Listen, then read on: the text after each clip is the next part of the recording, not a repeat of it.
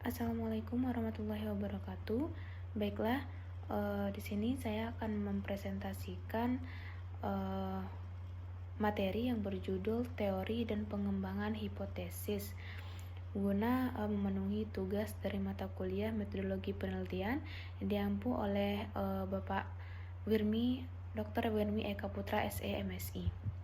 Baiklah, untuk yang pertama yaitu ada pengertian teori.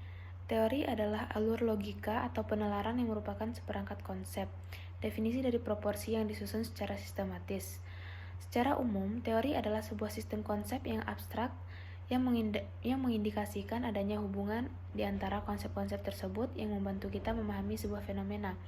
Teori merupakan salah satu konsep dasar penelitian sosial. Secara khusus, teori adalah seperangkat konsep atau konstruk, definisi, dan proposisi yang berusaha menjelaskan hubungan sistematis suatu fenomena dengan cara merincikan hubungan sebab akibat yang terjadi. Menurut Marx, membedakan adanya 3 macam teori. Ketiga teori tersebut berhubungan dengan data empiris. Dengan demikian, dapat dirincikan sebagai berikut.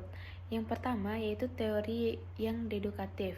Yang kedua, teori yang induktif, dan yang ketiga, teori yang fungsional.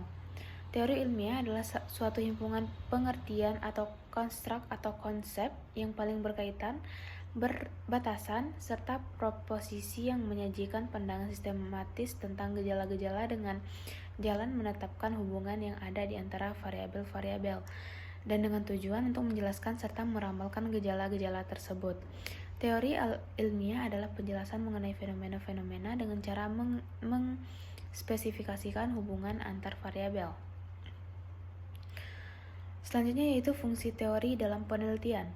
Secara umum, teori memiliki beberapa fungsi, diantaranya yang pertama, untuk menjelaskan atau dengan kata lain explanation. Yang kedua, untuk meramalkan, dengan kata lain prediction. Yang ketiga, yaitu untuk pengendalian atau kontrol. Selanjutnya yaitu definisi hipotesis. Hipotesis atau hipotesa adalah jawaban sementara terhadap masalah yang masih bersifat praduga karena masih harus dibuktikan kebenarannya. Hipotesis ilmiah mencoba mengutarakan jawaban sementara terhadap masalah yang akan diteliti. Hipotesis menjadi teruji apabila semua gejala yang timbul tidak bertentangan dengan hipotesis tersebut. Selanjutnya yaitu fungsi penting hipotesis di dalam penelitian, yaitu yang pertama untuk menguji teori, yang kedua mendorong munculnya teori, yang ketiga menerangkan fenomenal sosial, yang keempat sebagai pedoman untuk mengarahkan penelitian, yang kelima memberikan kerangka untuk menyusun kesimpulan yang akan dihasilkan. Selanjutnya yaitu karakteristik hipotesis. Yang pertama, hipotesis diturunkan dari suatu teori yang disusun untuk menjelaskan masalah dan dinyatakan dalam proposisi-proposisi. Yang kedua, hipotesis harus dinyatakan secara jelas. Yang ketiga, hipotesis menyatakan variasi nilai. Yang keempat, hipotesis harus bebas nilai. Yang kelima, hipotesis harus dapat diuji. Yang keenam, hipotesis harus spesifik. Dan yang ketujuh, hipotesis harus menyatakan perbedaan atau hubungan antar variabel. Selanjutnya adapun tahapan-tahapan pembentukan hipotesis.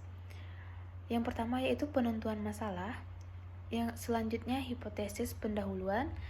Yang selanjutnya pengumpulan fakta. Dilanjutkan dengan formulasi hipotesa, kemudian pengujian hipotesa, dan yang terakhir aplikasi atau penerapan. Selanjutnya yaitu terdapat hubungan antara hipotesis dengan teori. Hipotesis ini merupakan suatu jenis proposisi yang dirumuskan sebagai jawaban tentatif atas suatu masalah dan kemudian diuji secara empiris. Sebagai suatu jenis proposisi, umumnya hipotesis menyatakan hubungan antara dua atau lebih variabel yang di dalamnya pernyataan-pernyataan hubungan tersebut telah diformulasikan dalam kerangka teoritis.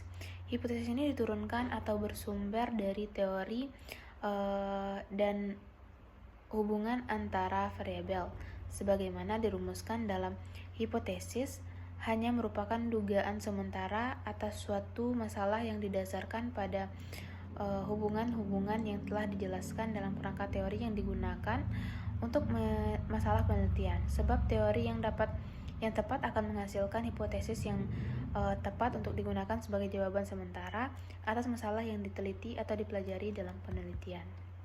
Baiklah, mungkin hanya itu yang dapat saya sampaikan. Lebih dan kurang mohon maaf. Wassalamualaikum warahmatullahi wabarakatuh.